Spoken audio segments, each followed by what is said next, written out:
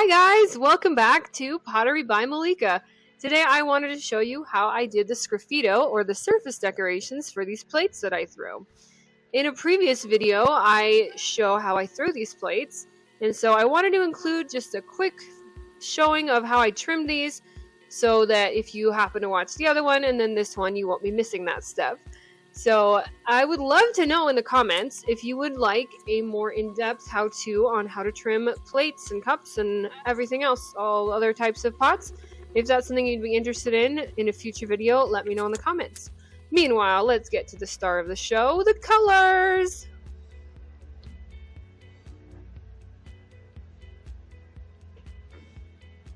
It was fun adding the colors and watching them get all colorful and fun.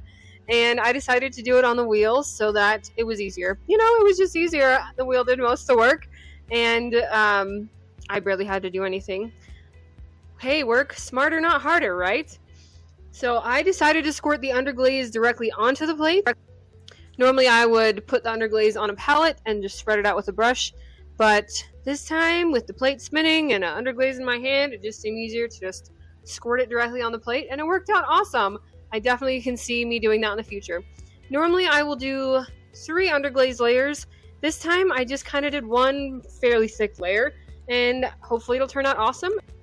It may turn out a bit watercolory once it's fired, and hey, I'm cool with that too.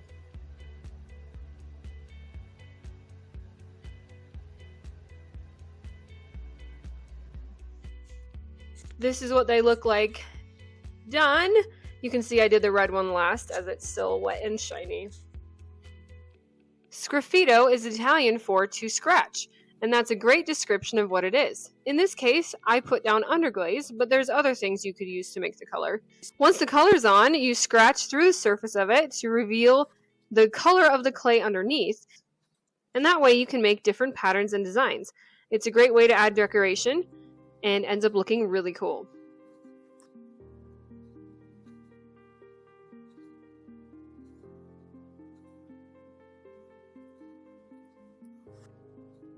For the purple plate, I wanted to do a flower, and I wanted to have it very freeform and kind of mirror the shape of the plate.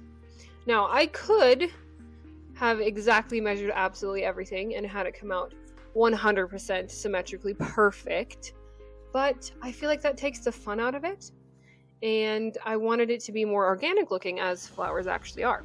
I decided against that, and I just free-handed it, and I think it turned out awesome.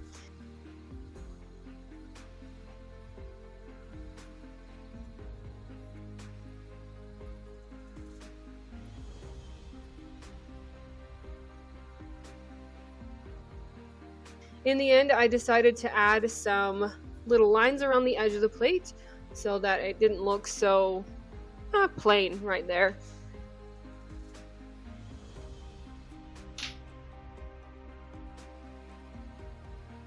Next is orange. This one is extremely vibrant, and I wanted to mirror that with like a starburst or kind of firework looking pattern on it.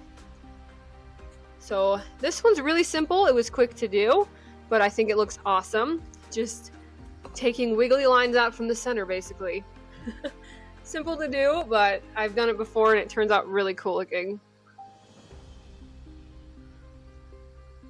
And I just love how this one turns out.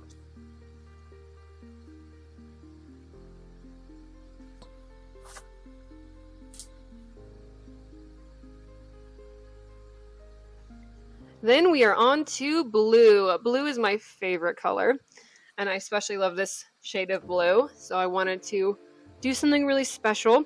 I spent probably the most time doing this one, just scratching away little oval pieces on the clay on the top, and that eventually makes a flower pattern and looks really cool. I really enjoy doing sgraffito, and I really enjoy watching the patterns come to life. So taking a little extra time on this one was totally fine with me.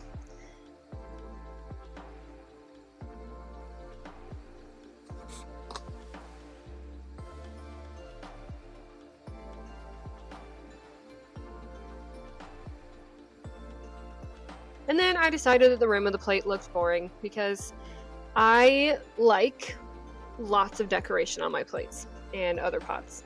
So I added some lines, and I feel like that really made the central flowery looking thing really pop. I think it looks awesome. And then we're on to yellow. This one, I wanted to do a sun because, you know, sunshine yellow. Again, I'm freehanding all of these.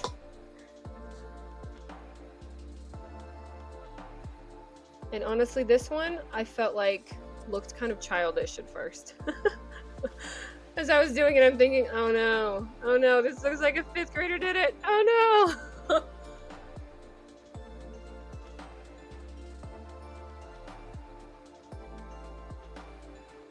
So I did just kind of a circular zigzag sunshine pattern all the way out.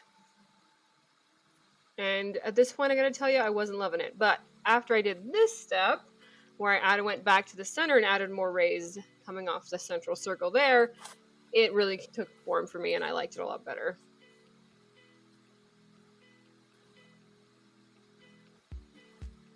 And the more layers out I went, the more awesome I thought it looked. Just at the beginning there, I was like, oh, what have I done?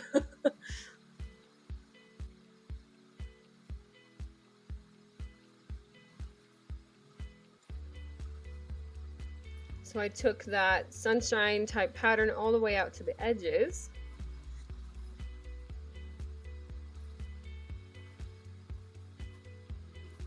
And then I could have kept going with that, but for some added fun, I decided to add lines going the other direction.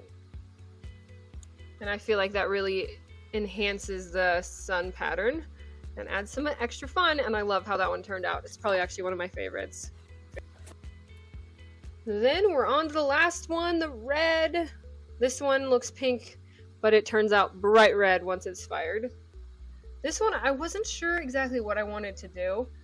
Maybe it's surprising to you, or maybe it's not, that I don't really go into these with like stuff in mind, exactly what I'm gonna do.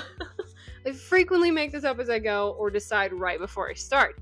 So this one I was like, I don't know, we'll just start some lines. And then I just kind of went from there.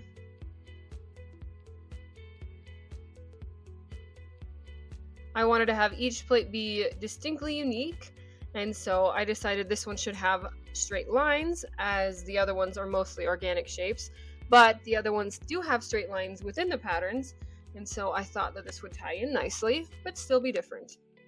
So I decided to add more straight lines around the rim when I was done. That's the making it up as I go part. I decided it would look better with more details there at the edge. So a lot of these ended up with straight lines around the edge, and a lot of them ended up with kind of organic-y patterns to them. So I feel like they tie together, but they're all very, very different. And I just love how they turned out. I think they're awesome, and I can't wait to see them fired. So I will just fire them and then glaze them with clear glaze, so all the beautiful textures and colors are really visible. Thanks for watching, and let me know in the comments what videos you'd like to see next.